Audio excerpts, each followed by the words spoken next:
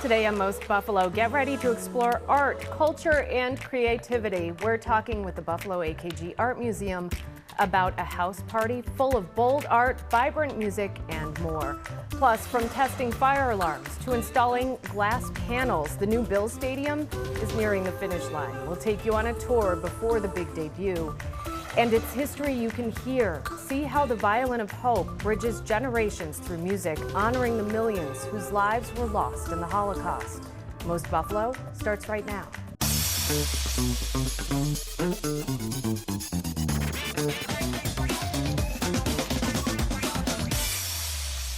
Hi there and welcome to Most Buffalo. I'm Kelly Dudzik. Lauren Hall has the day off. Those stories are coming up, but first, spring is in full bloom at the Botanical Gardens and there's no shortage of reasons to visit right now. The annual spring flower exhibit is underway, featuring more than 20,000 blooming bulbs throughout the conservatory. And it's not just about the flowers. There are special events for the whole family coming up, including Botanical Bunny Days. So joining us now to talk about all of that and more and everything that is planned this spring is Shauna Mooney, Marketing Manager at the Botanical Gardens. Thank you so much for being here on Most Buffalo. Nice. So what can visitors expect when they walk into the spring flower exhibit right now? If they go like today or tomorrow, what's happening? Sure. Like you said, there's 20,000 blooming bulbs. So you're going to see tulips and daffodils and hyacinths. And you're not just going to see things, you're going to smell things. The second you walk in the doors, it really hits you, that smell of those fresh flowers. It's just everything I think everybody in Buffalo is dying for right now. Obviously, the weather outside is still a little crummy and a little chilly, so it's a great way to come and warm up and like breathe some life back into Western New York. I know, it's just so muddy. There's still snow piles in some places. What makes this year's display special and how long do people have to see it? Exactly. It's really wonderful. It's up through April 13th, so you can visit every single day from 10 till 4. This weekend especially, we also have a Botanical Bunny coming, which is actually one of our most popular days of the year. It's a great way to come, visit our fuzzy friend. You get to do a little scavenger hunt throughout the exhibit, so you can sneak around, find some hidden carrots, find some special plants. So it's a lot of fun for kids, families, and anybody that really just wants to come and enjoy that. And the Easter Bunny there is very cute. He is. Yeah. He's a lot of fun. He's not a scary one. I know. I've seen the pictures of like the vintage scary one. Yes. This is a cute bunny. He's a cute bunny. Yeah. So for people who haven't been to the gardens in a while, why is spring the perfect time to come back? I know you can go year round, different things, but this really it seems like it's in your face spring. It is. And we always say, I mean, this exhibit particular is a Western New York tradition for a lot of people. They like to come year after year. We hear so many stories about how many people have brought their kids and now their grandkids, and it's just a really special thing to come and experience. So we want everyone to participate in that. And like I said, you know, we have a calendar full of activities and exhibits year round, so we always recommend, you know, if you haven't been in a while, this is a great way to get back into it, explore it, check it out, and maybe consider coming back for a membership. It's got to be a special place to take pictures too for Easter. Exactly. We've got a couple selfie spots in the spring exhibit this year, which is really nice too. So it's a great way to just kind of capture some memories with family. And then beyond Easter, the Kentucky Derby is coming up, so you have a theme, a big botanical bash. That's right. What can people expect for that? That's a cool theme. So that's our annual fundraiser. Nice. It's a giant cocktail party. It's so much fun. It's a huge fundraiser for us. So we welcome everyone to come and explore it. We got some really fun games. I'm excited to see everybody come in all their Kentucky Derby gear, their hats, their dresses. It's going to be so much fun. There's going to be lots of food, drinks, music, a great time for a great cause. And you can get super creative. Like it's just fun, just picking out a hat. It is, yeah, exactly. I know, I'm excited. I haven't even gotten mine yet. But we've got a couple of games. We're going to do some kind of horse racing games, so that'll be a lot of fun. That's really cool. What other events or experiences do you guys have planned that you'd like people to know about today? Sure. Our butterfly experience is coming back this year. We moved it up a little bit, so that'll be happening mid-May through mid-July.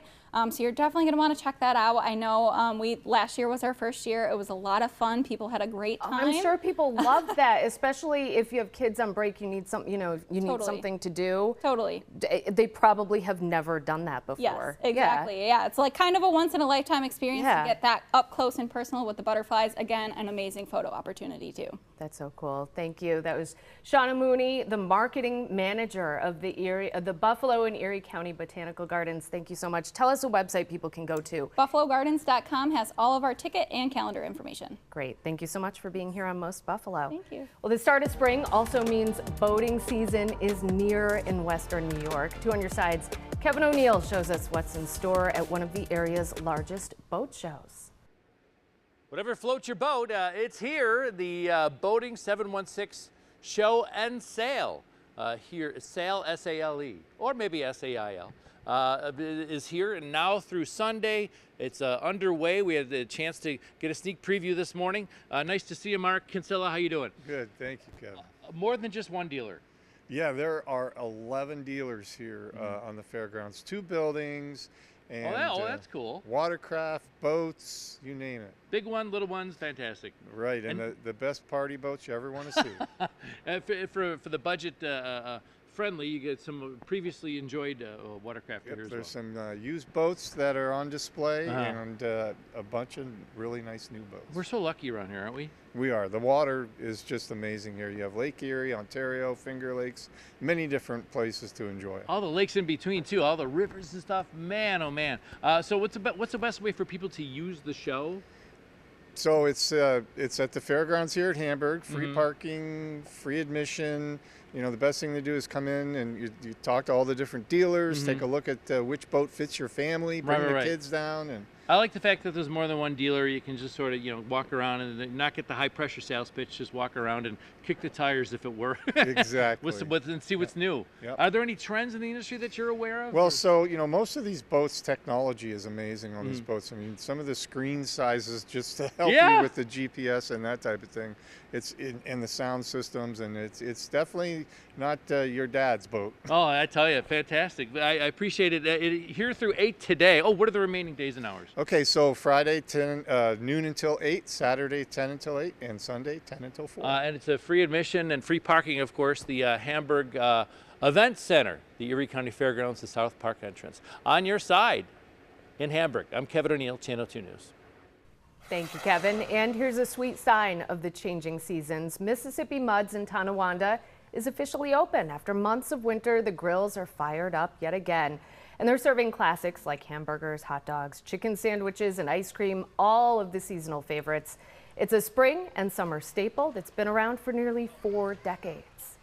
It's nice to see, familiar faces and that they enjoy coming here. And like I said, the biggest thing for a lot of people in this community, it's the sign of spring right around the corner. Mississippi Muds is open 7 days a week. For now, they'll close around 7:30 each night until the weather warms up a bit. From the north towns to the southern tier, a new restaurant is taking flight in Jamestown, and this one comes with a family legacy and amazing views. Archie's is located inside the Jamestown Airport in the town of Ellicott. It's owned by a local family with strong ties to aviation. The restaurant offers stunning views of Chautauqua County and a chance to enjoy a meal while watching airplanes come and go. When this came along, it was just such an opportunity for me, and my girlfriend kind of threatened me too. She's like, if you don't do this, you're out of your damn mind. Right. Because it was something I've always wanted to do, was have my own restaurant. And being able to tie that into the aviation aspect in my family history. The restaurant's open 7 days a week with breakfast and lunch hours starting at 7 during the week and then 8 on weekends. From the diner to the dugouts, baseball season is officially back in Western New York with the Bisons opening their home schedule this week. From preparing the field to local restaurants getting ready for the crowds, Channel 2's Nate Mills shows us why everyone's buzzing about baseball's return. The first mow of the season at Salem Field, a sure sign of a new season in Buffalo on the diamond and throughout the city. Well, it's always an exciting day before opening day that we get to mow the field here at Salem Field for the first time and see that baseball is right around the corner. As another harsh winter tapers off and the city shows more life, the first mow of spring serves as a refreshing reminder that a new era is here. That's why I call opening day the greatest holiday of sports, is that, we get to put the winter behind us. We get to say spring is here, summer's on deck, Bison's baseball is back. It's kind of a sign that summer's coming, you know, even though we've had a little bit of snow recently, but everybody is so stoked for baseball to come. It's, yeah, we're happy. It's also a time especially appealing to downtown businesses situated both near Salem Field and KeyBank Center. Now that the Sabres are on the brink of ending their playoff drought and the Bisons are back after many of last year's players contributed to the Blue Jays World Series appearance, area bars like Union Pub are excited for spring. Opening day is always a big deal here. Being across the street, you know, from the actual ballpark is always great. So we see a lot of the same faces year after year. We're starting to see a lot of new faces coming in, but then to wrap that up and going into a Sabres game pretty much right after that is it's going to be a big one for us. We're stoked. And that was Nate Mills reporting. There's more coming up on Most Buffalo, including a new look inside the new Bills Stadium. We'll take you on a tour before it opens to the public. And from artistic bites to brilliant artists, see how House Party is turning philanthropy into a dynamic celebration at the Buffalo AKG Art Museum.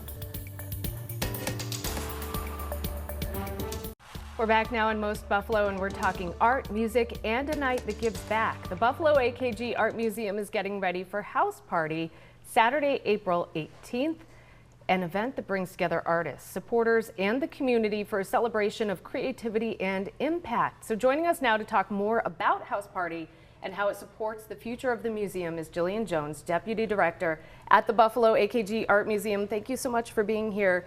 Tell us what makes this event so unique compared to a typical night at the museum. Well, first of all, House Party is a blast and everybody is invited. Everyone in Western New York should consider coming to this party. It's one of our most unique fundraisers of the year, and we really make it a fun, elevated evening out. So if you're looking for somewhere to wear that sequin dress or your stilettos, break them out, and to enjoy really outstanding hospitality, bites and food and drink from Shooty Hospitality.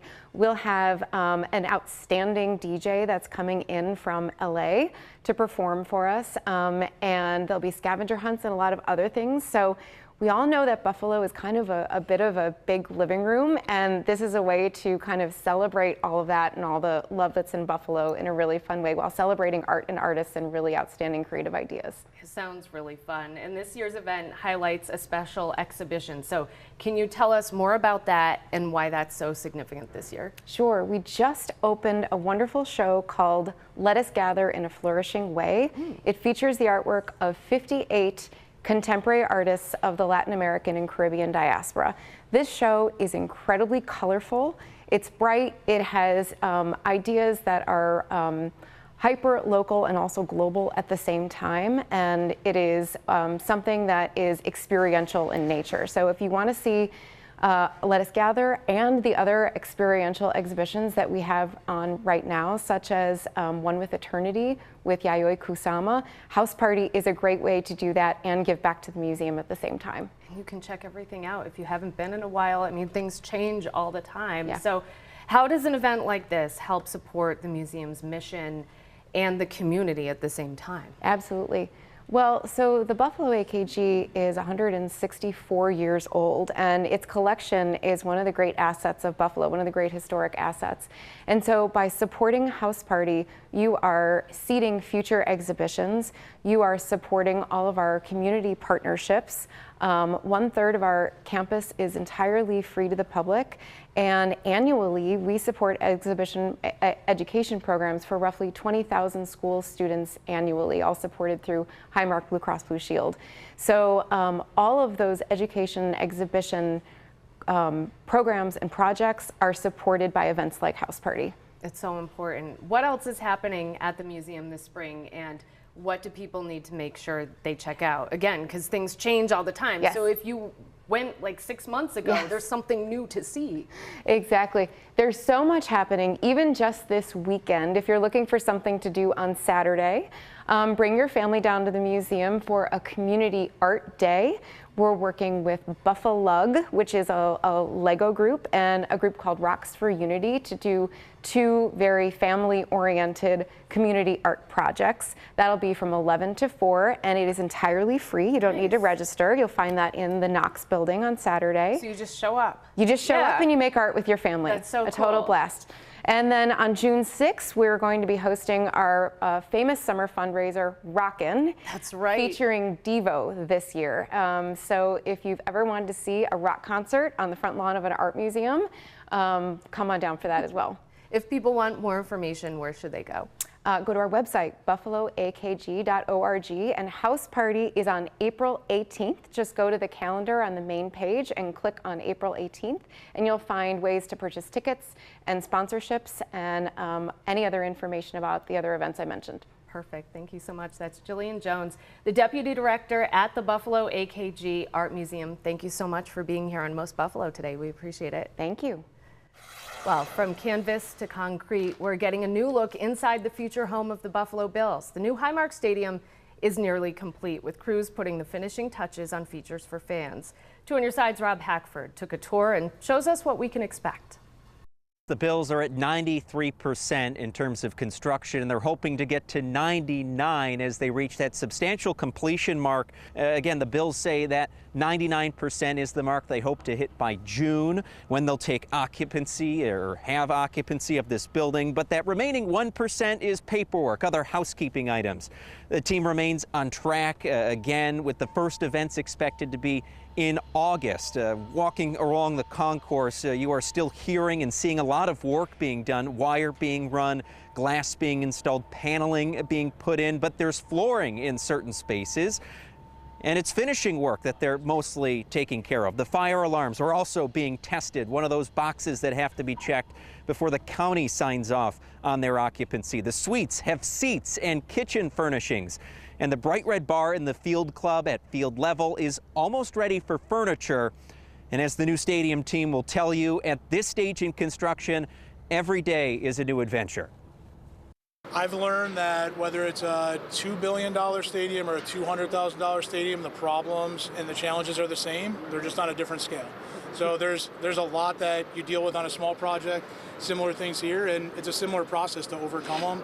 We get beat up every day. You go home and you just come back at it, and then you get to see something that you've been envisioning for yourself, for the fans, for ownership, for the league, all of that, and it's happening at a pace now where it's hard to keep up. Yeah, pride for the team working on this, the men and women on the construction crews as well. And looking around, the heated grass field is just immaculate, lush to the touch and green as can be, making it through winter unscathed. And the lights in the stadium were on, the sound system is installed. We did ask the Bills about the wind. It's not a particularly windy day, so we couldn't get a great judge of things in the bowl. They say they have some preliminary data that they're going to be working through to gauge whether the sheathing on the outside of the stadium is doing the job that it was designed to do. But the stadium is very close for football and fans. On Your Side in Orchard Park, Rob Hackford, Channel 2 News.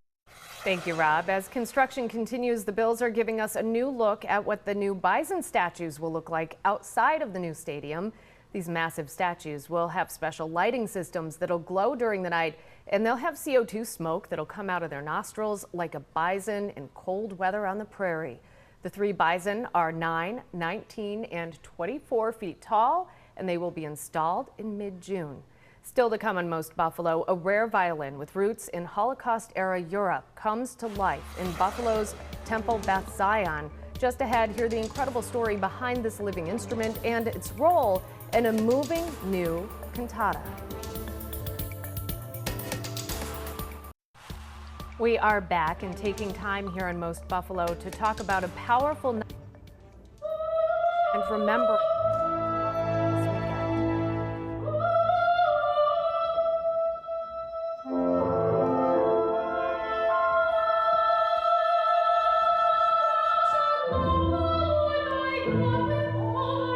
Those are just some of the sights and sounds you will hear at the Stained Glass Concert Series at Temple Beth Zion. That's where there will be a world premiere performance in honor of Holocaust remembrance. So joining us now to talk more about this special performance and what it means for our community, Cantor Susan Lewis-Friedman and Cantor Mark Horowitz, thank you so much for being here this afternoon on Most Buffalo. For people hearing about this and hearing this music for the first time, explain to us what the Valley of Silence is and what they can expect from this moving performance. So Gloria Tatuski is a centenarian. She is a member of one of our congregations, Shir Shalom. And when she grew up in St. Louis years and years ago, she experienced really a lot of anti-Semitism, with children even the age of kindergarten saying to her things like, oh, you killed Christ, you killed my Savior, and it really stuck with her forever. And so these are her words that were deep, deep, deep. And we are just understanding within the past decade, I believe, the power of words. And throughout this piece, we hear words, words. May the words of my mouth, the meditation of my heart be acceptable to God, which is one of our prayers. And she interweaves her innermost thoughts with some of our Jewish prayers. And it's really, really very powerful. Mark, how does it move you? It's, you know, Susie and I are both cantors, and not everybody knows what a cantor is in the Jewish faith, but aside from singing and teaching, we are representatives of the congregation. We are people who bring to the congregation and with the congregation what our thoughts and feelings are. So one of the most important things for us to do is to bring to the people who are listening the message, and the message that we're living in a time where anti-Semitism is on the rise. And hearing these powerful words has us trying to say out loud, don't forget. We have to be very careful that our children, our grandchildren, and our community is surrounding us. And I think people will feel the power of that from the music. Let's listen to more of that music right now.